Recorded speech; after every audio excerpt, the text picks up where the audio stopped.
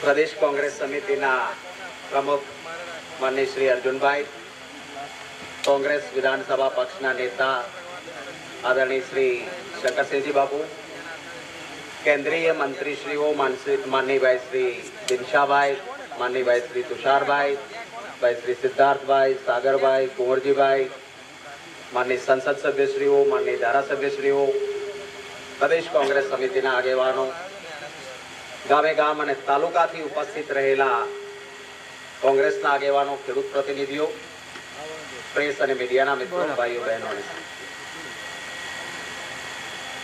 घणा वखत लागे के जीत्या नहीं, आपणे परिणाम सुधी पहोंच्या नहीं ने लोको तो मत एमने आप्या छे तो हवे भोगवे, एम आपणे क्यां पड़े। कांग्रेस पक्षे क्यारे सत्ता माटे, जीत माटे क्यारे काम कर्युं नथी। आजादी पहेलाथी आपणे लड़ता आव्या छीए अने व्याजबी बाबतो माटे लड़ता आव्या छीए। हार अने जीतने जो लईए तो क्यारेक महाभारतनो दाखलो जुओ। शतरंजनी रमत, चौपाटनी रमत ए पण राजकारणनी रमत जेवी कहेवाय।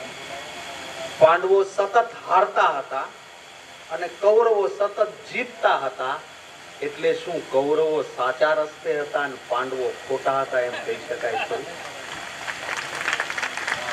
શકુની હતો અવળા રસ્તે લઈ જઈને જીતાડતો હતો, એમ અહીંયા પણ એવી ચાલથી જીતે તો એ જીતે સિકંદર। આપણા રાજ્યની કે રાષ્ટ્રના હિતની વાત હોય ત્યારે કોંગ્રેસનો કાર્યકર્તા ક્યારે ઘરમાં ન બેસી રહી શકે, એ લડવા નીકળે જ અને એ વાતની પ્રતીતિ આપ સૌએ કરાવી છે, માટે આપ સૌને ખૂબ હૃદયપૂર્વક અભિનંદન। આપણો દેશ એક કૃષિ પ્રધાન દેશ, આપણો દેશ એ ઉદ્યોગ પ્રધાન દેશ નથી। દુનિયાના જે દેશો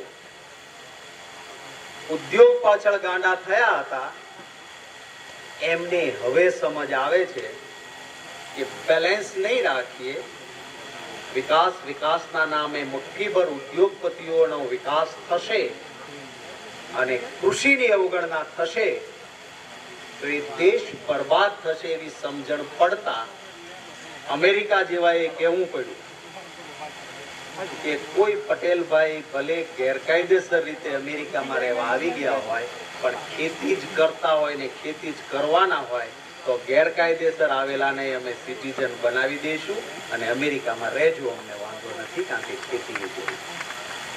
જર્મનીએ બહુ મહેનત કરી ઉદ્યોગો પાછળ, એસિડનો વરસાદ થયો અને જર્મનીએ નક્કી કરવું પડ્યું કે કૃષિને મહત્વ આપો, આ ઉદ્યોગ વાળું બહુ ચાલશે નહીં।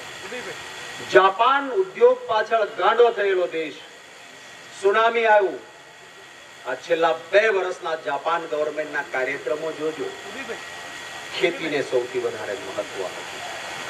આખી દુનિયા પહેલા આપણા દેશના એ ઘડવૈયાઓમાં સૂઝ હતી કે એમણે જય જવાન જય કિસાનની વાત કરીને કૃષિ પ્રધાન આપણા દેશને જાણ્યો। અહીંયા એનાથી ઊંધું ચાલે, પશુપાલકનું જે થવું હોય તે થાય, ખેડૂતનું જે થવું હોય તે થાય, પણ મારા માનીતા ઉદ્યોગપતિઓ માલામાલ થાય એ જ નંબર 1 કાર્ય। એના સામેની આ લડાઈ જે બિલ આવ્યું છે, અરે ખેડૂતને પાણી માટે તમે લાયસન્સ રાજ લાવશો? અમારો જવાહર ચાવડા ગયા વખતે વિધાનસભામાં સરસ કહ્યું હતું કે ખેડૂત છે ધરતી પુત્ર છે, ધરતીનો પુત્ર ખેડૂત કહેવાય। જેમ માના ધાવણ ઉપર માના દીકરાનો અધિકાર હોય એમ ખેડૂત એ ધરતી પુત્ર છે, ખેડૂતના દીકરાનો માના ધાવણ જેવા પાણી ઉપર પહેલો અધિકાર। એના પાસેથી કોઈ પાણી છીનવી ન લેવું જોઈએ। આ કાયદો કેવો કાયદો છે?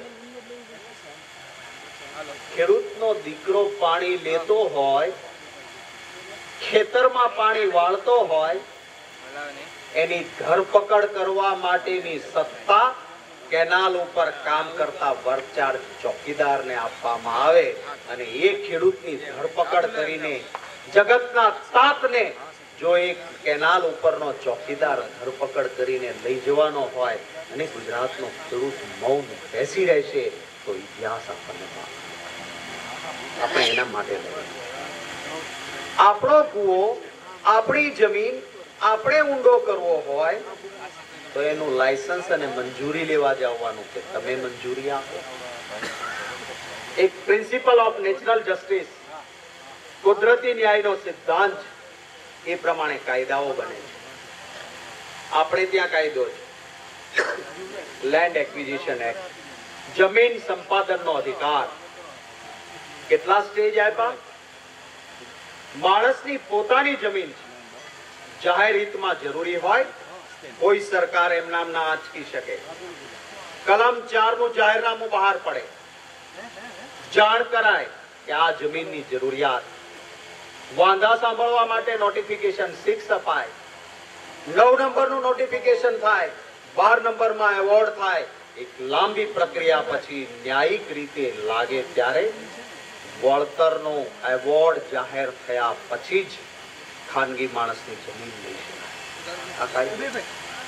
આ નવા કાયદામાં શું લાવ્યા મુખ્યમંત્રી? કે ખેડૂતનો દીકરો છે ને એનું તો કોઈ નહીં, કઈ વાંધો નહીં. મારા માનીતાને અથવા મારે જમીન જોતી હોય તો 4 નંબરનું પ્રારંભિક નોટિફિકેશન બહાર પડે, આગળની કાર્યવાહી થાય નહીં થાય વાંધો નહીં, મને અધિકાર મળી જાય છે કે હું એ જમીનમાં જઈ શકું, લઈ શકું, વાપરી શકું ને પડાવી શકું. આને ન્યાય નહીં તો હું આપ સૌને વિનંતી કરું છું, સમય ઘણો થયો છે, આપણા બંને મુખ્ય નેતાઓ બોલવાના છે ત્યારે વિશેષ વાત નહીં કરતા કોંગ્રેસનો કાર્યકર્તા સંદેશ ગામડે ગામડે થઈને પાણી ઉપર અધિકાર એ આપણો છે, વાત આપણે કરીએ. સૌરાષ્ટ્રમાં અમરેલી જડબે સલાક બંધ રહ્યું, અનેક જગ્યાએ પાણીની મુશ્કેલી છે. આ તો કુદરત મહેરબાન થઈ અને કોઈ પહેલવાન થાય એવી વાત છે. ધરતીકંપ આવ્યો ત્યાર પછી કોઈ કુદરતી સંજોગ હશે, ગુજરાતે એક પણ દુષ્કાળ જોયો નથી. નહીં તો યાદ કરજો જૂના દિવસો, 5 વર્ષમાં 3 વર્ષ સૌરાષ્ટ્ર, કચ્છ અને ઉત્તર ગુજરાતમાં દુષ્કાળ પડતા.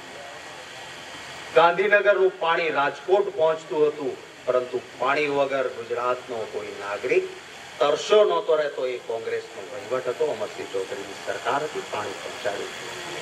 ગામે ગામ ટેન્કરથી ઘર સુધી પાણી આપવાનો પ્રયત્ન થતો. 12 વર્ષમાં પહેલો ઓછો વરસાદ ગયા વર્ષે આવ્યો અને એક જ વર્ષમાં તો આ હાલત જે થઈ છે, હજી તો ઉનાળાની શરૂઆત પણ નથી થઈ, ત્યાં પાણીની મુશ્કેલી છે. ત્યારે કોંગ્રેસનો કાર્યકર્તા, કોંગ્રેસની બહેન એ બેડા યુદ્ધ કરવા માટે શેરીઓમાં નીકળે એવી હું આપ સૌને વિનંતી કરું. આપણે લોકોની સાથે રહીએ. ચૂંટણી ક્યારે છે એનું મહત્વ નથી. કોંગ્રેસે માત્ર ચૂંટણીના સમીકરણો જોયા નથી. લોક પ્રશ્નો માટે લડવું આપણો ધર્મ છે અને ધર્મ આપણે બજાવતા રહીએ. એ જ ખાસ આપ સૌને મારી હૃદયપૂર્વકની વિનંતી છે. સાથે મળીને સંઘર્ષ કરીએ, પ્રજાના પ્રશ્નો માટે સંઘર્ષ કરીએ. સત્તાનું મહત્વ એટલું હોતું નથી, પરંતુ જ્યારે અહંકારથી ઊભું થયેલું સલ્તનત હોય છે, એ રાવણનું પણ નહોતું ટેક્યું તો એનું ક્યાંથી ચાલે. એટલા દિવસો આપણે લોક પ્રશ્નો માટે, એ લંકામાં પણ વિભીષણ હતો, સગો ભાઈ હતો, છતાં એના પ્રશ્નો માટે લડવા માટે અવાજ ઉઠાવનાર વ્યક્તિ હતી કોંગ્રેસનો કાર્યકર. એકલો પણ એ અવાજ ઉઠાવીને લડે, આખરે સત્યમેવ જયતે. કહેવાય છે કે ઘણી વખત શૈતાનની પણ અમુક ઉંમર હોય છે, ત્યાં સુધી ચાલ આપણી લડાઈમાં આપણે પાછા ન પડીએ, આપણો ધર્મ બજાવવામાં પાછા ન પડીએ. એ જ શબ્દો સાથે આપ સૌ ખૂબ દૂર દૂરથી પહોંચ્યા. જોઈને આવ્યો, રસ્તામાં દૂર ગાડીઓ ઉભી રખાવીને ચાલતા જવું હોય તો જાઓ, આ રસ્તો બંધ, અવળા રસ્તે જાઓ. આ બધા પ્લાનિંગો ચાલે. અને બીજી તરફ જ્યારે ભાજપનો કાર્યક્રમ હોય ત્યારે સમગ્ર સરકારી તંત્રે લોકોને લાવવાના, આ વાત પણ લોકોની વચ્ચે આપણે લઈને જઈએ. એ જ શબ્દો સાથે આપ સૌને ખૂબ હૃદયપૂર્વક અભિનંદન પાઠવીને વિરમું છું. જય હિન્દ.